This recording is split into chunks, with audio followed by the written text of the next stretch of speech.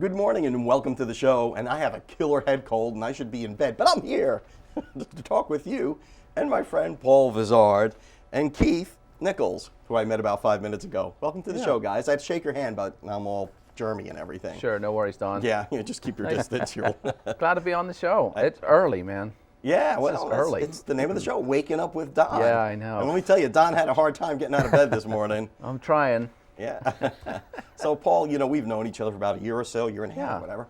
And you are the creator, the owner, the CEO of 30A TV. Yep. We've been going since 2008 and covering, obviously, the 30A area.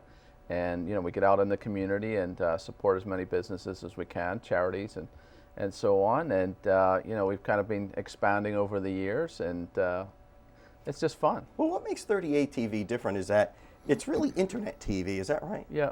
Well, yeah. Or can I see it in other places? Yeah, actually, channel 17 Mediacom and channel 8 Fairpoint, which is up out in the sticks a little bit here, and Keith can tell us a little bit more about that. But yeah, we're obviously, you know, where it's headed is the mobile devices, and you know, we're on the Roku box, which is kind of like Apple TV and Amazon. Those are some of the new kind of mediums that, you know, TV's kind of heading to. It's, you know, it's kind of almost like TV anywhere. Yeah. You can watch it on your phone, your tablet, your computer, and so on. So, you know, that's kind of one of the sort of expertise that I've had, is the kind of online part of it, and that's been really fun because it's an emerging technology every day. So. Now, Keith, you're the CEO of 17, is that right? Or? Yes, on WEWA, which is a low-power television station, is licensed for Weehawken, Florida. I know. We all know WEWA. Yeah. Right. It's out there. Many people, when I say that, they're really surprised that WEWA, of all places, has a low-power television station. But yeah, I purchased that back in 2012, and as Paul stated, this year I gave Paul a call and said, let's get together and try to work something together, because I had, like I said, the cable coverage, and then Paul's got the online coverage, and I know, like Paul was saying, that's where it's headed. More and more people now are watching television over the internet, their mobile devices, and that sort of thing. So his technology there was going to be beneficial. And to TV me, watching habits are changing with people. Absolutely. I mean, even just DVRing your show. I know a lot of people DVR this show because it's on early, and you know, you save it. You save your best shows from when you have the time. Right. You don't necessarily schedule your life around TV programming anymore.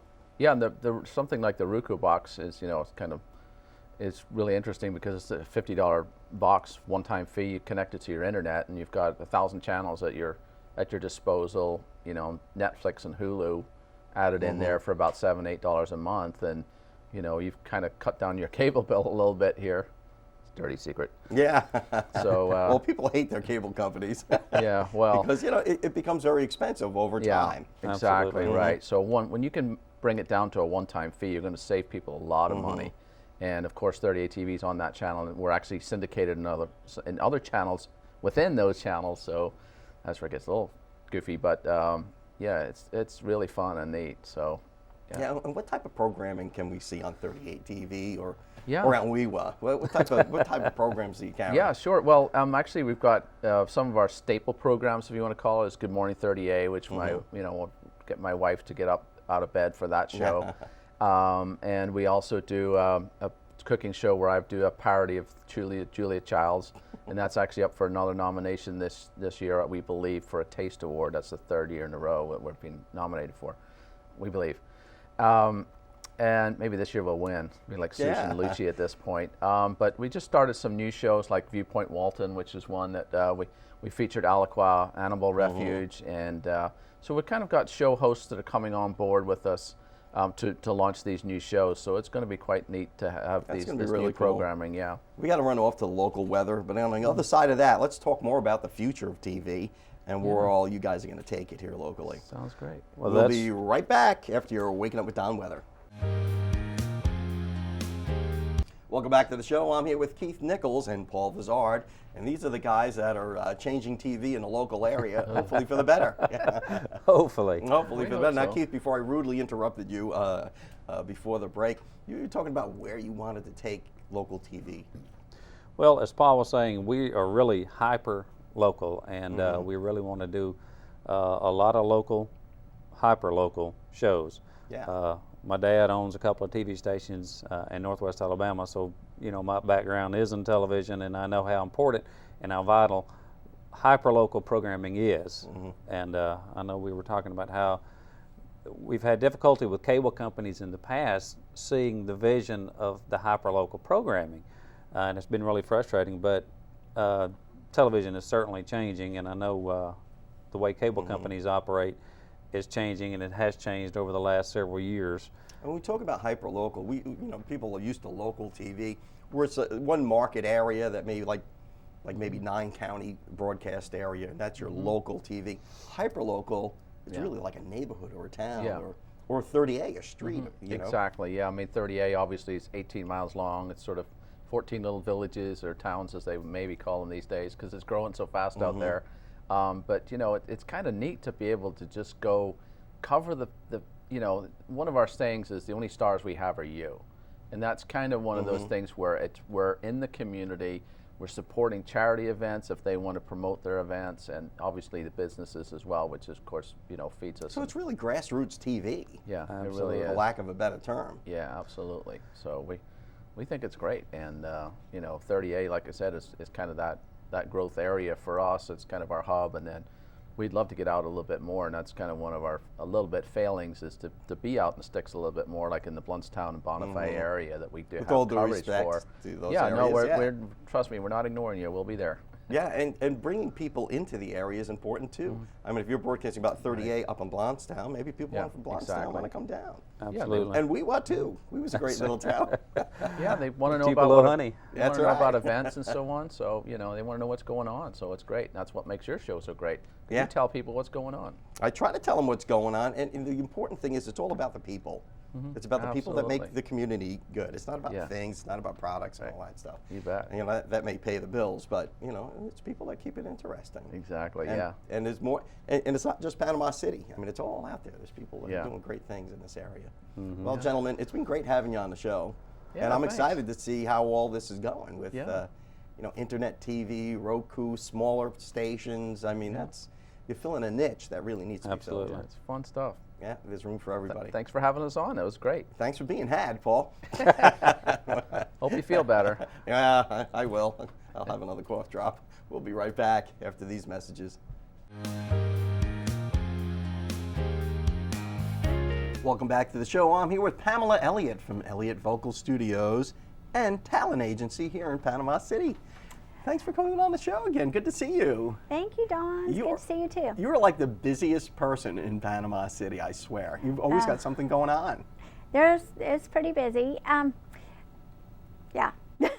Because I know you got the summer camps that are starting now. Yes. You've got the little ones that are coming in to learn about music. Yeah, the summer camps. We had a summer camp last week that was just great, and we got another one this week, and they're coming right along. They're cooking along. Yes. And then, of course, you got the talent agency, where it seems there's always something going on there as well. How's that all going? It's going great. We have acting on camera group. Usually, it is the second Saturday of every month. This month it'll be tomorrow. We'll have it on, which is the 20th, of course, and we'll have it tomorrow. Children are invited to come and do this free acting on camera. You can be from the community. I mean, you do not have to be in the agency or the, So anybody can come? Anybody can come, and it's from 10 to 12 for children and 12 to 2 for adults, or high school adults. And what does it cost? What's the cost of it? Nothing. Oh, it's free. This is a Good free grief. acting on camera group we do every month for the community, because we are getting people educated in acting on camera, because it's something that we lack here. Yeah, and I guess what makes it so different acting on camera? I mean, what would I learn there the first day? Say I show up for that. We learn how to audition and slate and just some of the terminology. Yeah. We work on scenes. People bring scenes. We have cold reads. We have commercials. Just all kinds of stuff. And people wouldn't really know either how to act on a set when they're shooting a commercial. There's a lot of rules. There's a lot of things, do's and don'ts, and all that. And it's so different than acting like for theater. Theater's wonderful. I love theater so much. I And know. We go to the Kaleidoscope all the time. it's Every so time they have a new fun. play, we try not to miss them. But you're acting to a crowd, and acting on camera is like acting to one person. It's very personal. It's all dialed back and more intimate and more real to life. And it, believe it or not, it's kind of hard to do that sometimes, so it takes some training. It's The camera kind of magnifies your presence, doesn't it? it does, and it's like if you're on a stage and you're acting for theater, you want everything to be big, but when you're acting for camera, you want everything to be small and real. Even what you do with your face, even lifting an eyebrow makes a difference. Oh, does it really? I hadn't noticed. Yes, it does. That was kind of, I'm not going to say That's evil. my surprise look. Evil, I wouldn't make it. I wouldn't make it on acting for camera. would I? Sure you would. But just little things make a big difference, and it's learning that and seeing yourself on camera too. Yeah, recording that's it, looking at yourself on the screen and what you do, and staying in frame and different. It's just different. And to critique yourself. Now, who teaches this class, and who's the subject matter expert? Well, we all have this? different people come in. Chris de Blasio came in this past month, and he's just fantastic. He was on Days of Our Lives, and he has Agency 850 really? here. It's a marketing company, and he's very, very well versed in the acting on camera. He has written curriculums and things like that, so kind of singing his praises, because he's going to be doing he's going to start an acting on camera group for high school and adults in September. That it will be a paid group, but it'll be every week. And he was on Days of Our Lives. I think it was Days of Our Lives or One Life to Live. I can't One Life remember to which Live, one. or All it My was one Kids, of them. or whatever. But those soap operas, they get up super early in the morning. They Yeah. do it live or live to tape, and hard nothing can be stuff. harder. And you're learning lines every single day. Yes. Can you it's- imagine how yeah. hard that is to do? That's crazy stuff. And of course, Yeah. in that he did a bunch of other stuff too. And he came last month and talked to our adults and stuff, and really coached them. And it was great. We had a blast. I mean, everybody has fun. Yeah, and that's the acting whole on camera thing. is fun. And you may even get an opportunity to act on camera if you sign up with the agency. Yeah, and we're always watching to see how people progress. And if we feel like they're really got a gift there, and they're learning and they're really being dedicated to coming to a free class, now you can't beat that, then, we see that they really want to do it, and we'll sign them.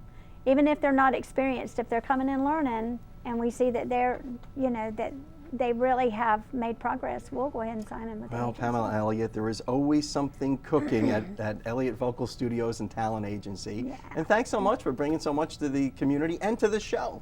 Well, thank you, We always Don. learn a little something from you. Thanks for coming on. Thank you. We'll be right back. Welcome back to the show, and welcome to a great little celebrity interview we're about to conduct with my friend Daryl Day, the star of the Daryl Day Show on Talk Radio 101. I like that. Welcome Star. to I the like star of the that. show, The yes. star of the Don Arias, Oh, Waking it's so Up With bright Don, in here too. now. Yeah. I'll have to get your autograph, and you can get mine. It's always, we'll do that afterwards. It's always good to have someone on the show who talks for a living as well, because it's that much less work I have to do, Daryl. But you do have a very popular show, Talk Radio 101. I listen to you sometimes, and my blood pressure goes up just because of what's going on in the world. Yeah. And we don't always agree on everything. No. But as you had told me a couple times, is if we agree on everything, one of us isn't really necessary. So That's you right. know. But even though we don't agree Yeah. on things completely, we couldn't be closer friends. I mean, I think the Yeah. world of you. You're one of the first Yankees that I've really liked. Oh, very honored. Hey, listen, the whole Sherman March to the Sea, Yeah. I'm really sorry about that. Yeah, but well, at any rate. Well, we're really mad about it. Yeah, still. and you still should be, actually. That was not nice. Yeah. But at any rate, and I think that's what I think a lot of people in Washington can learn from. I mean, you can disagree on topics, but still be civil and maybe even friends. And there was a time in America that Congress did that. They'd disagree on the floor and they'd go have drinks afterwards. I think it's because they were all headed to the same destination. Then the same destination being freedom and liberty for the individual. Right. To make sure that rights were protected. And how they got there, they differed a little bit on, but their goal was the same, and I'm concerned that maybe our goals aren't the same anymore in America. I'm not sure what all of us seek anymore. You know, and I think people talk about low information voters, but I understand, and I'm sure you do, we kind of live in that world. I'm a little bit of a news wonk myself. But people are busy with their lives. They don't have time to really drill down into all of the topics like you and I do. Well, that's true, but don't we live in the most information available world that we've ever lived in? Yeah. Back before the internet, how it took a lot of time out of your busy day to be able to burrow down and find out. You would read the morning newspaper. Right, you got the morning newspaper, but today, with as much information that's available, you have to be able to ferret out what's good information and what's bad information, because you get it off both sides.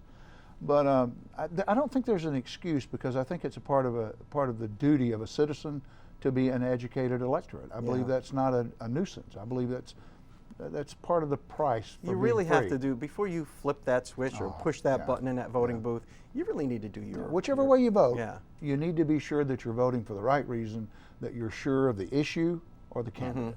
And then if that's the way you feel, that's the glorious thing about this country, is you can vote the way you feel. But just be sure you know what you're doing.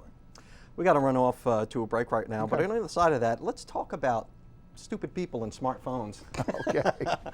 On the other side of these messages. Welcome back to the show. I'm speaking with my friend Daryl Day, star of the Daryl Day Show on Talk Radio 101. I really like that. That's okay. I get no extra charge. I'll replay this at home. No extra charge for that introduction. But we talked about low information voters and smartphones and stupid people and all that stuff. But you have a certain philosophy, don't you? I mean, you're kind of a constitutionalist. Yeah, if you had to pigeonhole me somewhere, I don't have a political party. Or a libertarian, maybe? Would you call yourself not a libertarian. Well, I believe in a lot of libertarian values, but I still don't put myself in the Libertarian Party. Not that I disagree with them, but I believe that the Constitution is the answer. As far as the government concerns, I believe in the big book, the Bible being the answer in our spiritual lives. But as far as the way our government operates, I just simply believe it needs to follow the Constitution. And if it's not in there, you can't do it. Yeah, you've got exactly, and you've got this great heritage of this country, this legacy that we've inherited from these geniuses who wrote the Constitution. And not in a vacuum, by the way. They were great students of history. They had seen what had worked in other countries, and plus, they had a history of really early American history with Jamestown and Plymouth and what saw what worked and what didn't work. Exactly. They were both set up kind of in a communal, almost communistic or social atmosphere where everybody threw in together and everything was redistributed. Well, they nearly starved to death at Jamestown over that. And in Plymouth, they picked it up and tried it again with Christians, because they figured, well, certainly if anybody can do the whole let's redistribute everything, Christians can. And same thing happened. And only until Governor William Bradford said, look, stop this.